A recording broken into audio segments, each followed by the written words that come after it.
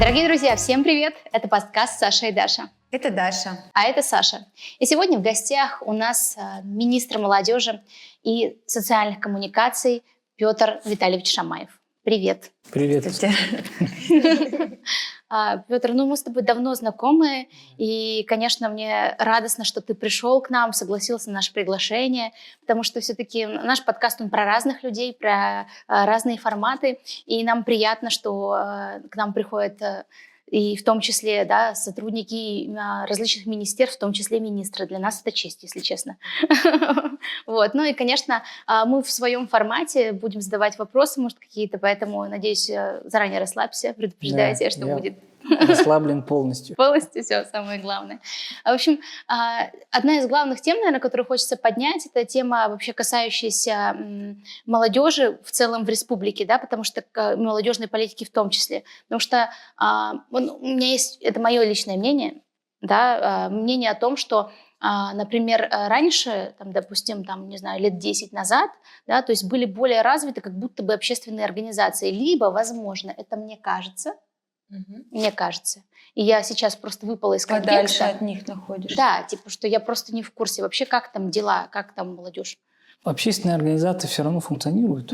И я скажу, что в каких-то моментах появились даже такие организации, которые мы не могли, наверное, вот в нашу молодость, в наше студенчество представить. И объединения возникают довольно-таки такие своеобразные. Ребята из-за того, что вот сейчас очень большое количество общения происходит в интернете, вот подсчеты проводились, молодежь наша сидит, оказывается, в 72% времени общение происходит, 72% вот в социальных сетях. И очень много общественных организаций вот такого рода появилось. Могут не встречаться. Как групп. Да, группы. Это такие группы по интересам, скажем так. И они могут вживую не встречаться, но находиться в тесном контакте.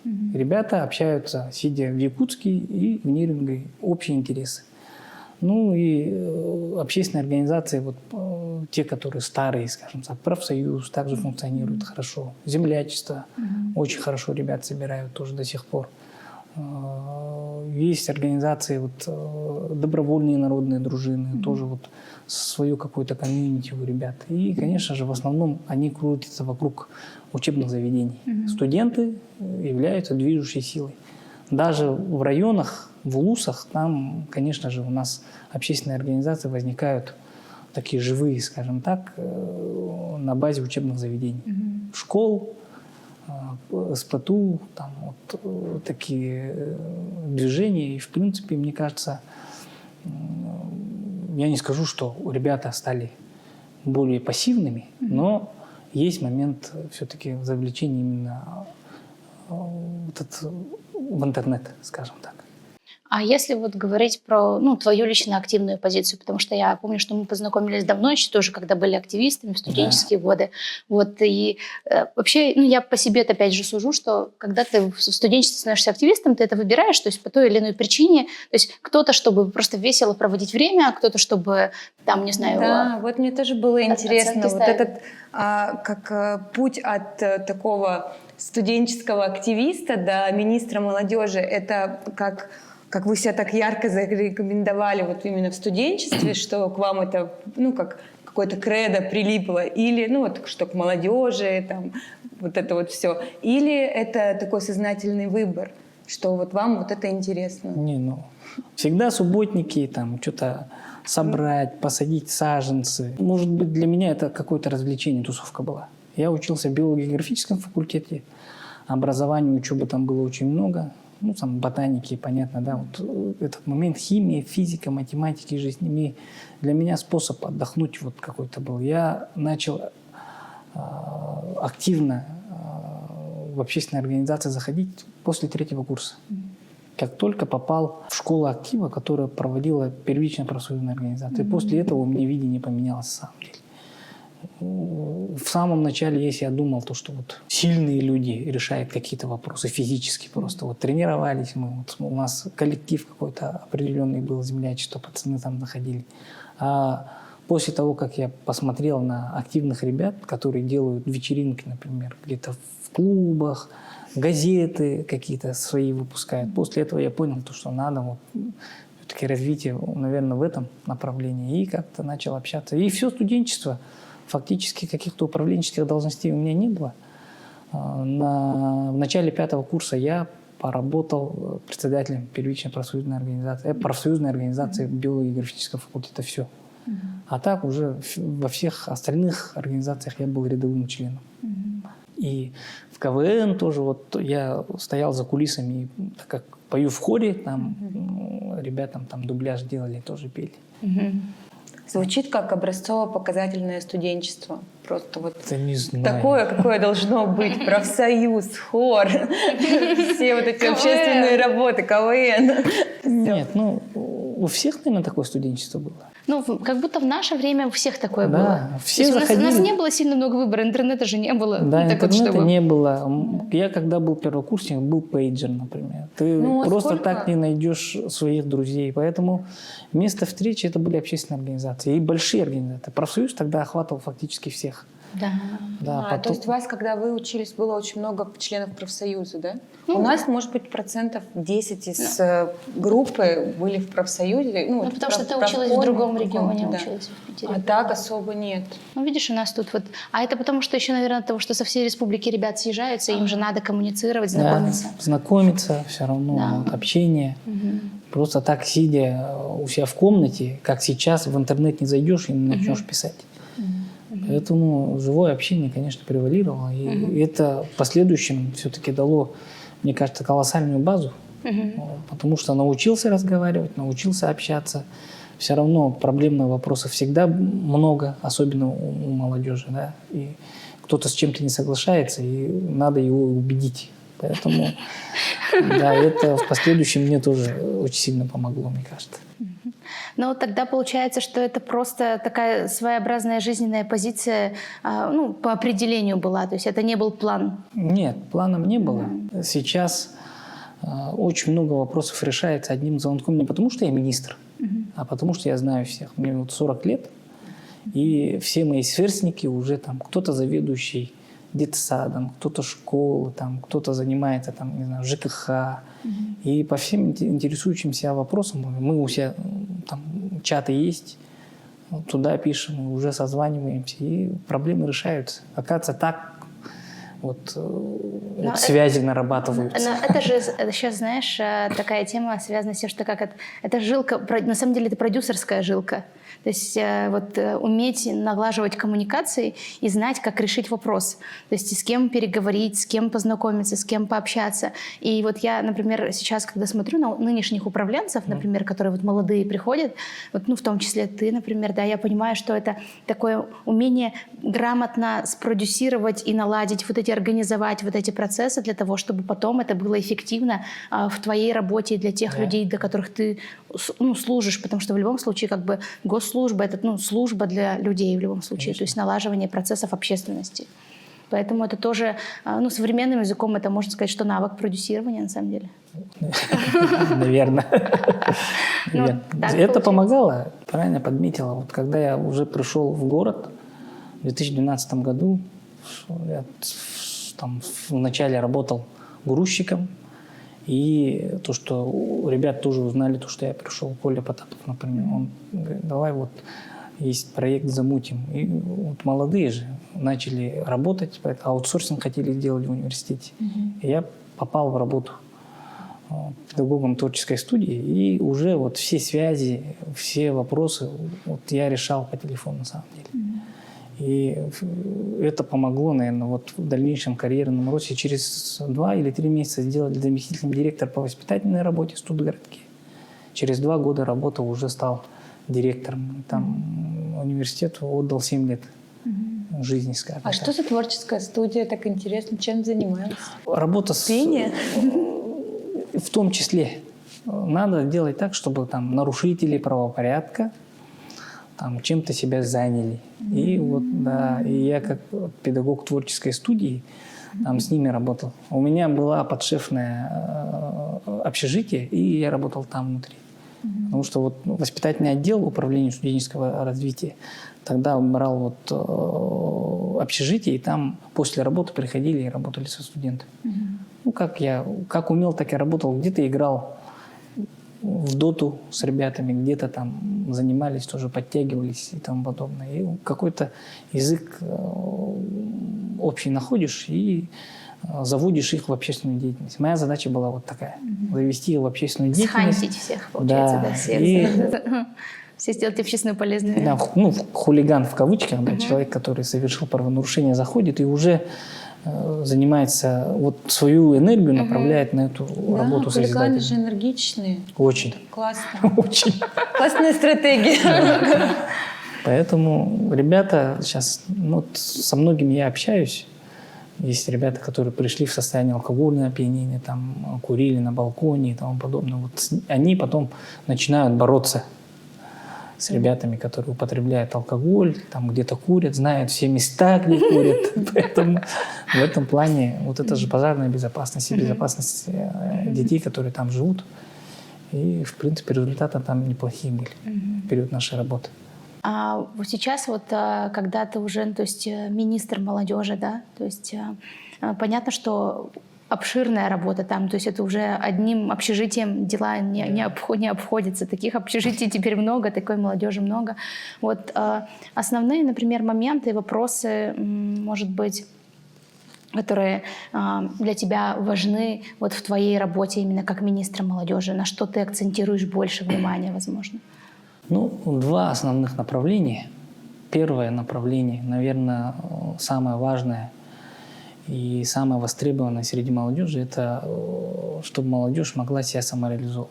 Вот вы, если посмотрели, вся работа министерства на сегодняшний день нацелена на это. Определенной площадкой для этого стал город Якутск. Мы здесь открыли несколько пространств, отремонтировали, например, центр подросток, чтобы туда трудные ребята ходили. Отремонтировали психологический центр. Там есть места, где можно проводить какие-то тренинги, какие-то свои мероприятия молодежным организациям. Отремонтировали Орджоникидзе-10 под волонтеров полностью. Я там была, да, там совсем по-другому стало. Совсем по-другому. Второй этаж там нарастили, там высокие потолки, смогли несколько кабинетов ужать. Открыли молодежный центр «Патриот». Вот в наше время. Это была мечта. Это была мечта. Это правда. Куда бы мы ни приходили, нам говорили, давайте там как определенную плату или что-то там, или всегда занято. Поэтому всегда просили. И с этой точки зрения, вот, я думаю, вот создалась какая-то экосистема, которая со всех сторон может помочь реализоваться любому молодому человеку. Можно сделать. Вот там в молодежном центре все есть.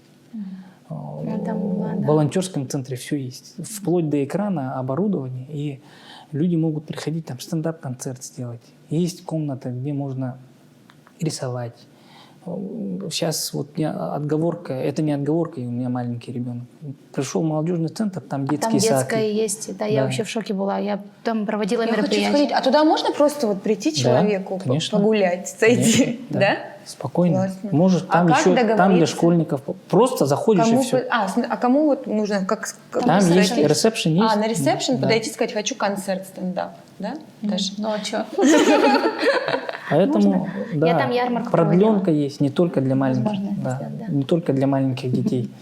Возможность остаться. Вот, есть тренажерный зал, есть роллер-дром, концертный зал, есть комнаты. Вот, полностью на 100% мы пока еще не запустили, но в планах, чтобы это стало именно местом для молодежи. Самая большая борьба сейчас, которая у нас там происходит, хотим, чтобы оно работало до 10, до 11 вечера. Это дополнительная же плата, поэтому вот внутренние какие-то моменты переведем. Хочется, чтобы там работала молодая, бывшие выходцы, наверное, из общественных организаций, которые хотят помочь тоже таким же, как и они. И чтобы люди могли оставаться и встречать ребят до 10, по крайней мере. После учебы дети должны куда-то пойти. Неважно, школьник, неважно, студент, но они должны чем-то заниматься.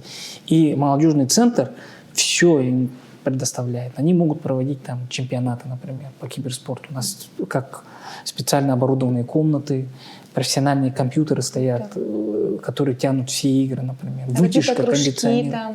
Будут делать, будем. Да. Все равно все будем заполнять. Федеральные деньги были использованы, поэтому там проходимость должна быть большая. И такие центры, и такие экосистемы на базе этого, я вот с главами районов общаюсь, показываем то, что возможно делать. Сейчас, к сожалению, мы, или, может быть, к счастью, открыв спортзал, мы не решаем досуг. Не все ходят в спортзал. Если мы открыли, то там должен быть фитнес, там должен быть что-то другое, кроме футбола, и чтобы туда приходили и чем-то ребята занимались. И стараемся. Вот, кстати, там есть вот студия. Можете как-нибудь туда прийти, записать вот Сашу, Таню, Сашу, Дашу, мне кажется.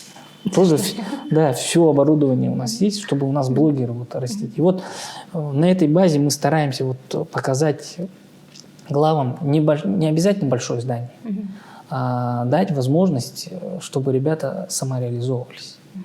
И от этого вытекает вторая основная проблема, с которой мы сейчас боремся, это нехватка молодежи, кадров. От этого же вытекает нехватка кадров в районах. Если мы убираем, у нас 314 тысяч молодежи, от 14 до 35 лет.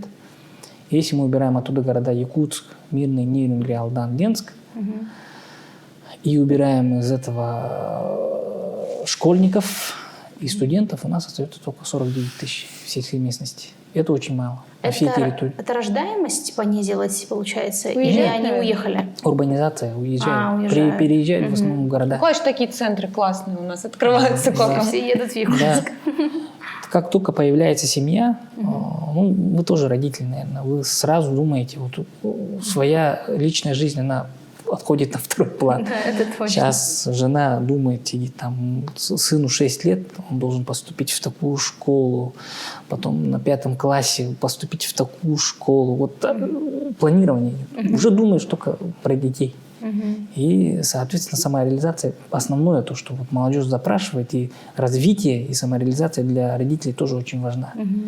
И, соответственно, вот мы должны в районах, мне кажется, вот эти моменты тоже обеспечивать. Сейчас идем конкурс федеральный, участвуем в Горном районе, и там должны построить 300 квадратов из легковозводимых конструкций.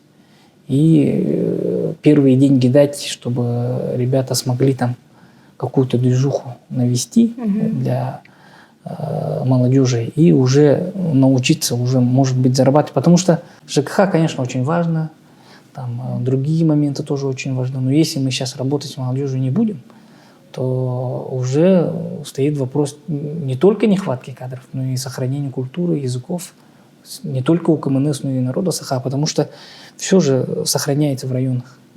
Поэтому здесь вот из одного вытекает второе. Да, в малых сообществах обычно все формируется. Да, поэтому мы стараемся вот в этом плане двигаться, и в этом направлении, я думаю, будем двигаться обязательно. А цель, получается, только остановить эту урбанизацию, чтобы люди оставались, или чтобы они возвращались тоже? Возвращались тоже.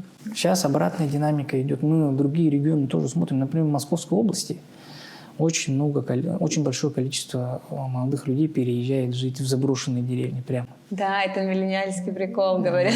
Да, прикол. Вот этот прикол надо использовать, мне кажется.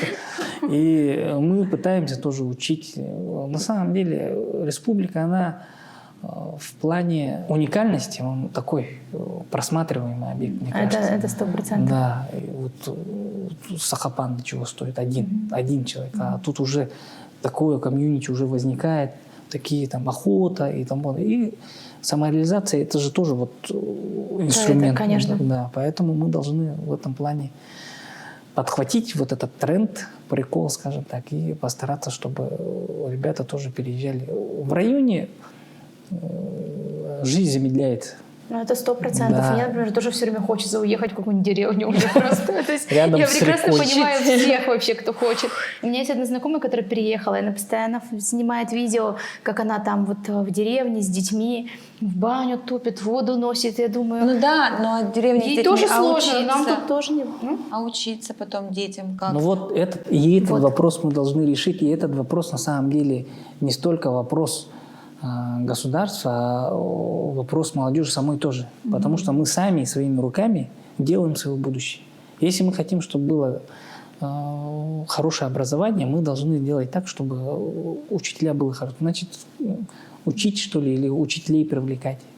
Здесь тоже я всегда прошу поддержать население, которое там живет. Я рассказываю об этом молодежи. На самом деле 49 тысяч – это большая проблема. Конечно, но и большая возможность, людей, прям, большая возможность для молодых людей. Вот приедешь сюда, Даша, по-любому главой района станешь. Я 100%. Потому что с такой жизненной силой, энергией, желанием что-то поменять, это, ну, там таких людей очень мало. Их единицы. И таких людей вот на руках носят. И еще у меня есть мысль о том, что, ну, тоже вот мое личное наблюдение, что очень часто, когда, например, те же самые там, администрация района, там, так далее, да, может, даже те же самые какие-то развлекательные клубы, которые там присутствуют, да, что чаще всего те кадры, которые там работают, у них бывает недостаточно компетенции с точки зрения, например, организовать вот эти активности. Вот так их организовать, чтобы это было классно, и вот, как ты говоришь, прикольно ребятам, ну, например, нашим. Снова прикол стало моим прям. Все навсегда. Да, то есть это же про вот это, что как будто этому тоже нужно обучать. То есть получается, что как будто нам, это слово продюсер у меня сегодня привязалось, но как будто городам, селам тоже нужны продюсеры, которые будут звонить, обзванивать всех, организовывать на местах. Те же самые какие-то ярмарки, те же самые какие-то интересные движения, какие-то, я не знаю, распродажу ту же самую, да, какие-то вот эти вот свои... Модные штучки. Да, то есть чтобы молодежь реально оставалась, и может быть то же самое с тем, что очень часто нам кажется, я уеду, и там будет классно. То есть получается, что еще возникает вопрос того, как можно рассказывать о своем регионе, о себе и зарабатывать, сидя, скажем так, ну это уже все мы знаем, что это возможно, то есть быть в одном регионе, зарабатывать, ну условно, где-то еще, да? Да, но как там все со связью, вот с этим? Ты, сидя в одном, зарабатывая в другом, ты должна быть полностью уверена в, ну вот как сказать, в техническом оснащении. В техническом оснащении этого места, насколько технически оснащены. Связь, кроме арктических, наверное, везде. И то в Арктике, там, в Анабарском районе, в Оленёкском, там высокоскоростной, высокоскоростной интернет. И сейчас у нас энергия с севера проект есть, на 8 миллиардов рублей, если не ошибаюсь. Оно дойдет до всех фактически арктических районов. Там небольшое количество населенных пунктов без связи останется. Поэтому связь – это первостепенный момент. И сейчас очень большое внимание к этому относится. Хотя мы коснемся порядка всего лишь 50 тысяч людей, но для развития этих регионов связь, она важна. Да, очень. А как там с жильем? Вот, допустим, захочет какой-то активный человек вырваться из города и переехать. Там есть? Я вот просто смотрела фильм про Воркуту, про то, что сейчас туда переезжают люди из центральных регионов, как раз айтишники какие-то, что там очень дешевые квартиры, дома, их продают там по 3, ну, можно за 100 купить квартиру, 1000 рублей, как по цене смартфона. Да. И поэтому как бы он вот привлекает к себе новых вот каких-то жильцов. А у нас в республике как там дома молодежи? Можно что-нибудь себе позволить купить семье молодой? Ну, мне кажется, легче построить. Все равно молодежь, она, вот, что показывает последние тренды, строит для себя сама. Даже если родители построили большие хоромы на 140 квадратов, там молодые люди не живут, они построят себе там 8×8, но свое, уютное, то, что придумали со своей мебелью какой-то. Поэтому в районе в этом плане, в эту сторону, мне кажется, нужно смотреть. Но там квартиры, конечно, есть.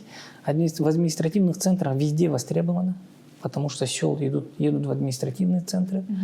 А в населенных пунктах есть, мне кажется, дома, которые можно первое время снимать. Ну и для... Недостаточно, конечно, но для молодых специалистов есть тоже определенные, маленькие такие квартиры, скажем так. Но мы будем, наверное, в этом направлении тоже работать. Потому что вот исследования проводили. Проблема есть, и мы с ней начинаем работать и начали выявлять, какой контингент ребят могут поехать в район. Выявили то, что ребята только заканчивающие учебу. У нас в основном сейчас студенты заканчивают не семейными Поэтому для них, оказывается, вот жилье не на первом месте. Первое у них самореализация. Они должны увидеть, там, им работодатель должен обрисовать в красках, чего человек добьется. И мы какие-то именно рабочие профессии должны вот на уровне правительства тоже популяризировать, там, рассказывать о зарплате, потом куда человек дойдет. Вот такие моменты разъяснения людям нужны. Второй момент – это досуг, тот же интернет, настольные игры. Ребята хотят попить чай в кафешку. Не такие кафешки нужны, которые в селах, да, где пришел, по-быстрому перекусил, ушел, а посидеть. Ну да, это уже стало нормой. Это уже стало нормой. Люди видят, наблюдают после города, им хочется этого еще раз, когда они приходят обратно туда. Третьим идет жилье. Жилье обязательно. Хоть в 9 квадратов, но ребята хотят, чтобы у них отдельное жилье было. И четвертым только зарплата идет. Потому что семьи нету в большинстве своем. Вот университет, статистику давали, 20 тысяч студентов. Из них семейные, в том числе матери-одиночки, порядка 650, что ли. Очень мало. Это очень мало. Поэтому вот у нас осознанная молодежь сейчас идет. Не так, что все уже выходят, что ты один, второй, это с дипломом. Не смогла прийти, потому что рожала. Поэтому в этом плане вот немножко изменения какие-то определенные есть, и мы должны оперативно подстраиваться. Жизнь у нас стала такой очень быстрой. И мы должны, мне кажется, реагировать очень быстро и оперативно для того, чтобы подстроиться, потому что тренд через какое-то время может поменяться просто. Вот и еще хотелось поинтересоваться, ну это тоже про какую-то творческую, скажем так, молодежь условно, потому что когда, например, мы были студентами, у нас, например, был форум Саха Селигер, я думаю, ты помнишь его, да? Который так или иначе все равно взрастил. Я сейчас смотрю на ребят, киношников, да, лидеров киноиндустрии, художников, всех, на кого смотрю, певцов. Это все те, кто когда-то пришел, был на этих форумах, как-то объединился в какие-то там, более-менее комьюнити, и мы тогда еще понятия не имели о том, что можно зарабатывать вообще и рисовать там, да, например, или снимать кино, и потом вот, быть номинированными на, то есть такие большие премии, даже мирового масштаба. И, то есть это было 10 лет назад. То есть это казалось, что конь не валялся, там, как говорят, да, там пусто было, реально. А сегодня это вообще уже целая индустрия огромная. И я думаю, опять же, может быть, ошибочно, о том, что в этом есть причинно-следственная связь, что в свое время дали этой молодежи большой такой, скажем так, толчок определенный, поддержку, даже небольшую какую-то. И в итоге мы получили, например, вот таких классных деятелей культурных. То на сегодняшний день, например, то, что я вижу, например, ты с кем-то еще уже обсуждала, я тут помню, с кого-то я еще пыталась это спросить. То есть, что на сегодняшний день как будто такого плана форумов, например, да, для молодежи нет. Хотя теперь уже есть, зато теперь есть места, где собираться. То есть что как будто, может, на базе этих мест можно создать какой-то вот похожий... Это творческий? Что-то. Да. Конечно, вот мероприятия такие, конечно, нужны. Это традиционное же мероприятие было. Но, опять-таки... Вопрос бюджета, да? Нет, даже не вопрос бюджета, а вопрос того, что проект изживает себя в какой-то степени. Как идея сама. Да, как идея сама. Это надо преобразовывать, чтобы оно конкретно этому поколению было интересно. Сейчас наш основной большой такой флагманское мероприятие – это Мусустар. Да, я слышала про него. Да. В Мусустаре тоже мы проводим мероприятия. Здесь мы не ограничиваемся только молодежью города. Да, приводим, фактически оплачиваем проезды всем. Опять-таки, это база не только, где ребята учатся у лучших в России в той или иной отрасли. Да, мы очень таких известных лекторов туда приводим и стараемся дать какую-то базу. Но и место, где ребята могут друг с другом познакомиться, тоже вот познакомился, обменялся контактами, уже можешь работать. И также место для администрации района, чтобы они увидели, какая у них молодежь, может быть, попытались, вот как уже было сказано, заняться хедхантингом, да? Ребят к себе завербовать, привести. У вас есть, говорю, есть у вас пресс-секретари? Вот, нет, половина района говорит, нет. Конкурс блогеров, идите туда, предлагайте зарплату и забирайте к себе в район. И опять-таки вот этот конкурс очень большие возможности дает в плане определения героев, что вот говоришь. Победил человек, например, Булунского района, надо его постоянно, вот, чтобы он по красной дорожке ходил. И ребята должны видеть то, что самореализация вот рядом с ними. То, что вот человек победил, его уважают, вот они должны видеть и связывать свою дальнейшую жизнь. А не так, зашел в школу, и там стенгазета, ими гордится школа. И все, кто там есть, никто не живет в селе. Все уехали. Мы не должны рекламировать. Ими гордится школа, и больше никогда их не видела, да? Ну, типа такого, да. Так, я не до конца поняла. То есть это форум, где можно что-то выиграть? Мусустар. Мусустар. И как? Давайте расскажем. Вы никогда не были? Я нет. была. Я Да. участвовала. Был первый раз сделали же по стендапу. Ну, тестовый такой был. Ага. И я участвовала. Мы каждый год меняем. Да, чтобы но это я не- просто думаю, что, наверное, помимо меня еще кто-то не слышал, поэтому, может быть, как-то привлечем кого-то нового туда или кто-то тоже узнает. Ежегодно пытаемся. Ну вот раз в 2 года решили в этом году. Все-таки сложное время. Конечно. Да, и мне кажется, будет правильнее, чтобы вот таких развлекательных каких-то мероприятий было чуть-чуть поменьше. И многие связывают на самом деле Мусустар только с концертом, куда мы приглашаем звезд. А на самом деле до этого идет большая работа в районах. Потом уже в городе Якутске обучалка сама происходит. А потом только вот концерт, где мы чувствуем итоговый. лучших. Да, итоговый. Поэтому ежегодно стараемся менять, ежегодно общаемся с общественниками, что хотят они видеть. Потому что, что бы ни говорили, количество молодежи оно ограничено. Если в этом году мы хорошо провели конкурс по стендапу, например, да, хорошо, в следующем году уже новых собрать сложно. Поэтому каждый раз меняем. Рабочие профессии у нас были, там доярки были, сварщики были. Вот такие моменты тоже идут. Классно. Идут туда по интересам.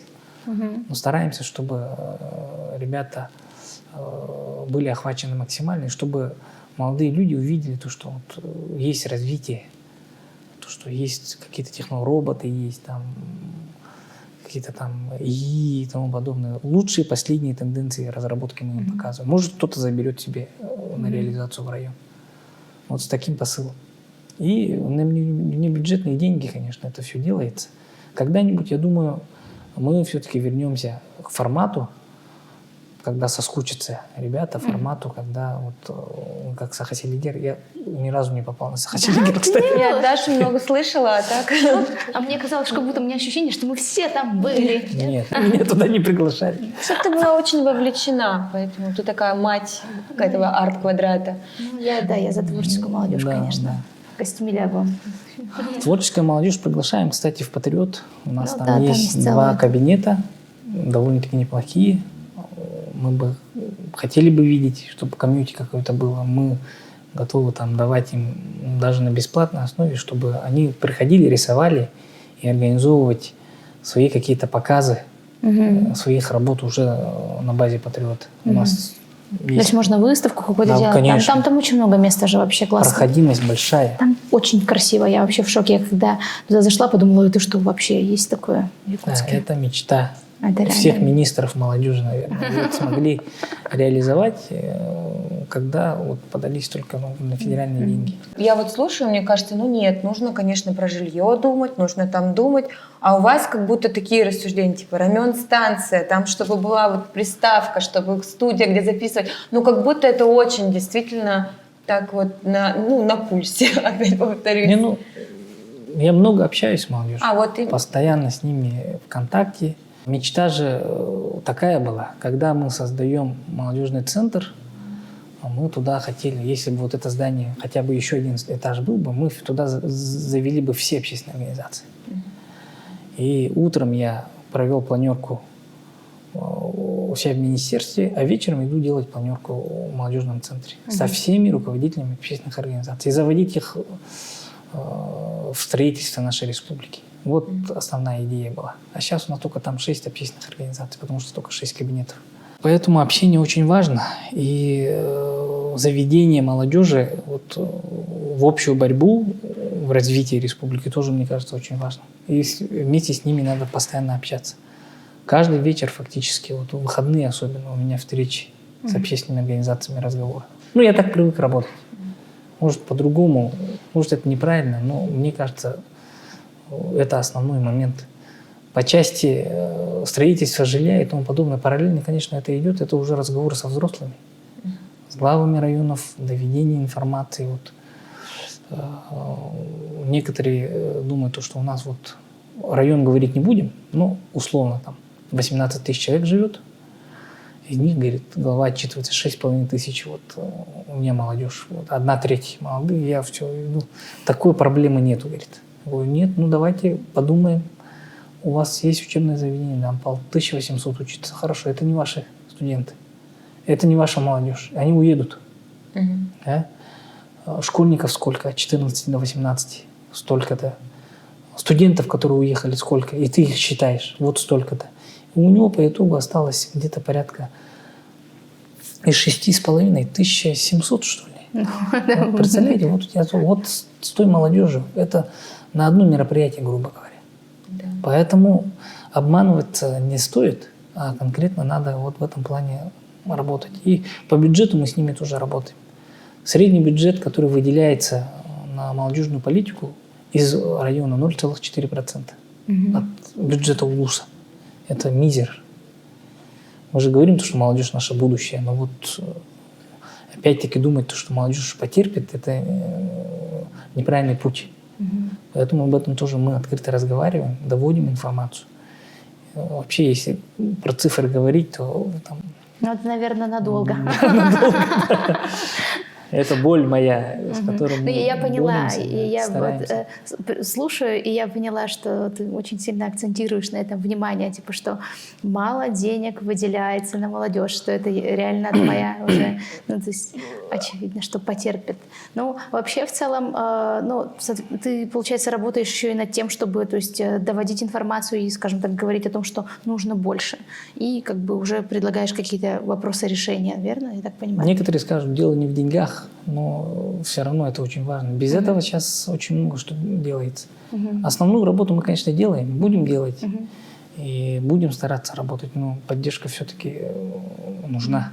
И о них мы должны думать. А вообще сейчас вот мы так опять ушли так в политику, мы такие слушаем внимательно, такие внимательно, совсем соглашаемся, потому что в целом, ну как бы, как говорится, нам тут на языке фактов все объясняют. Но на самом деле мне вот, у нас, поскольку уже время, я думаю, наверное, подходит к концу, мне, конечно, хочется вообще узнать и о тебе, наверное, как о человеке, потому что я вижу, например, я знаю, точнее, что ты женат, да? Да. Да, что у тебя есть и жена, и дети. Да, Дети есть? да, есть. Дети тоже есть. Я знаю. Я знаю, что у тебя есть дети. Ну, то есть я не знаю, сколько. Честно, я знаю, что есть трое. Видишь, трое. Ой, ну вообще. Многодетный отец, оказывается. Многодетный отец. Старшему сыну 6 лет, средней дочке 3 года и младшей дочке годик. Вообще Прикольно. маленькие. Вообще все новые почти. Все новые и почти что погодки.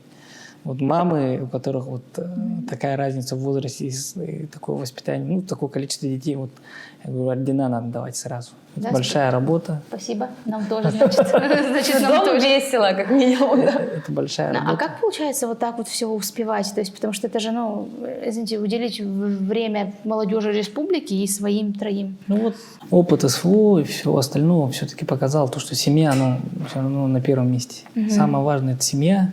Неважно, кто ты, как ты, но вот ответственность большая в моей работе. И, конечно же, я уделяю детям внимание по вечерам. У меня есть время. Жена в этом плане такая строгая.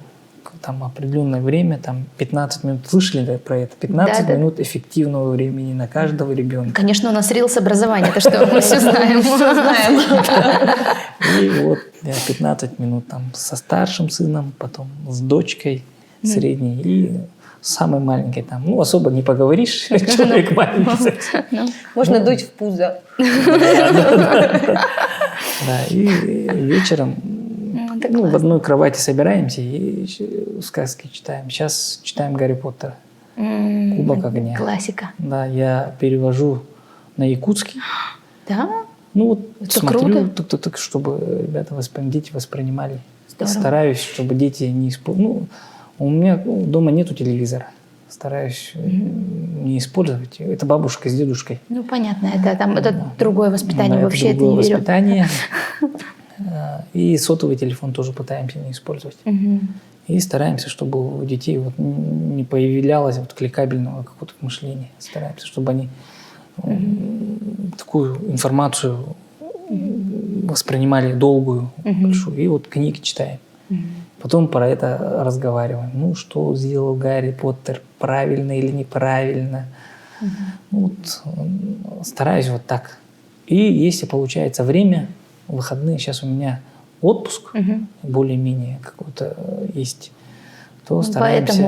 Поэтому наконец-то ты до нас дошел, оказывается. И стараемся выехать на природу. Ну, Где не ловит связь. Да. Ну, потому что по работе, наверное, то есть много звонков, скорее всего. Очень важно уделять внимание детям, особенно отцу.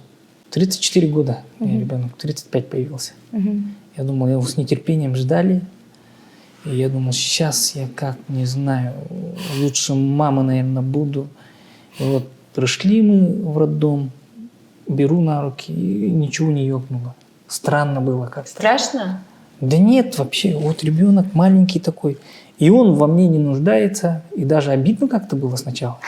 Ревность, да, что типа к маме все время. Да, жена не обращает на меня внимания. Вот определенный кризис, наверное, в тот момент в семье случился. И я думал, вот как-то мне дают играть в компьютер, например. Вам раньше запрещала жена, что ты постоянно сидишь, а тут да-да-да, иди поиграй. И с ребенком ходит. И даже обидно было. И вот какой-то и спасло ситуацию, то, что вот у нас второй ребенок забеременела, все уже. Жене понадобилась помощь. Даже не понадобилась помощь. Первый ребенок переходит к папе, как айфон.